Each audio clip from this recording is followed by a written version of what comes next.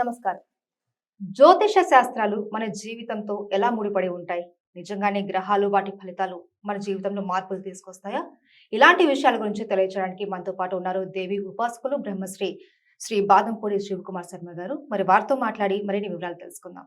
నమస్తే గురువు గారు. నమస్కారం అమ్మా. ఓం శివాయ గురువే నమః.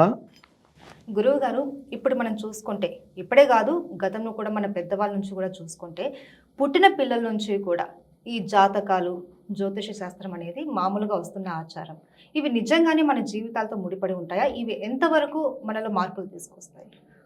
ఓం శ్రీ గురుభ్యో నమః.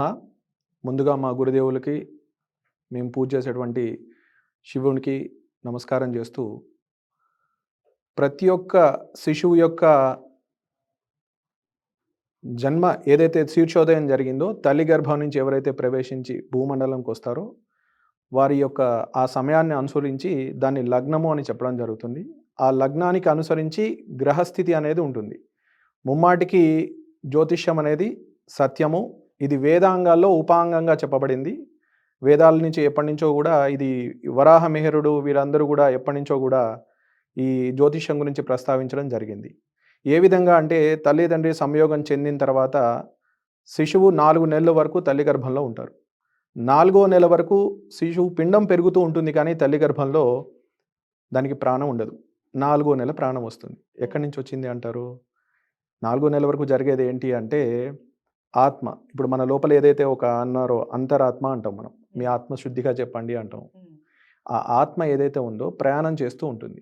ఏ తల్లి గర్భవాసంలోకి నేను ప్రవేశించాలి, ఏ ఇంటిలోకి నేను ప్రవేశించాలి, నా కార్యక్రమము నా కోరికలు తీర్చుకోవడానికి నేను ఏ ఇంటికి వెళ్ళాలి అనేది నిర్ణయం చేయడం జరుగుతుంది.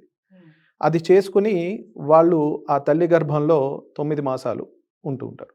ఈ 9 మాసాలు కూడా 4వ నెల నుంచి 9వ నెల వరకు కూడా జరిగేది ఏంటంటే దినదిన ప్రవర్ధమానంగా వాళ్ళు చేయాల్సినటువంటి కార్యక్రమాలన్నీ కూడా నిరంతరం స్మరణ చేసుకుంటూ మననం చేసుకుంటూ, నేను బయటికి వచ్చాక ఈ భూమండలంకి వచ్చాక నేను నా కార్యక్రమాలు నేను చెయ్యాలి.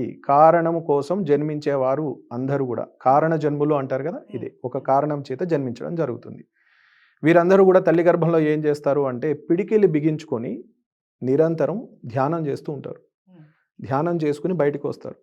మీ పామిస్ట్రీ కరెక్టా అంటారు, మీరు జ్యోతిష్యం కరెక్టా అన్నారుగా, మీ రాతలన్నీ కూడా ఈ చేతిలోనే ఉంటాయి చెప్పగలిగే వాళ్ళు ఉన్నట్లయితే.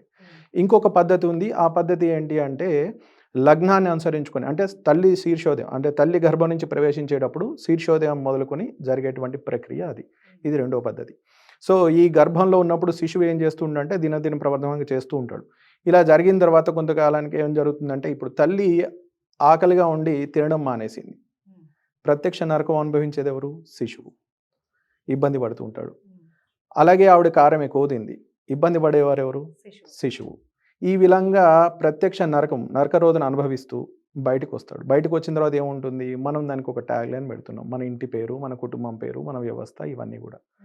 సరే, ఈయన ఎప్పుడైతే మొదలయ్యాడో డే 1 రోజు ఏదైతే ఏ నిమిషంలో ఎప్పుడైతే ఈయన జన్మించాడో అప్పుడు ఒక చక్రం ఉంటుంది. అంటే ఈరోజు సపోజ్ ఇదే నిమిషం ఒకరు పుట్టారనుకుందాం. ఈరోజు నక్షత్రము, ఇప్పుడున్న యోగము, ఇప్పుడున్న కర్మ. పంచాంగము అంటే 5 కరణాలు: తిథి, వార, నక్షత్ర, యోగ, కరణములు, 5 అంగాలు. వీటిని అనుసరించి ఉంటుందన్నమాట. గ్రహస్థితిని బట్టి నీ దశ తిరిగింది అని ఒక వర్డ్ యూజ్ చేస్తాం. అంటే గ్రహం యొక్క దశ ఏదైతే ఉందో అది ఉచ్చ స్థానంలో ఉంటే ఉన్నత స్థితికి వెళ్తారు, నీచ స్థానంలో ఉంటే కిందకు వెళ్తారు. ఇలా ప్రతి ఒక్కటి కూడా గ్రహాల్ని అనుసరించి మాత్రమే ఉంటుంది. కాకపోతే ఏంటి అంటే మనం ఇప్పుడున్న మనము ప్రస్తుతం ఉన్నటువంటి మోడర్న్ కల్చర్ ప్రకారం అందరూ ఏంటారు అంటే కొట్టి పారేస్తూ ఉంటారు.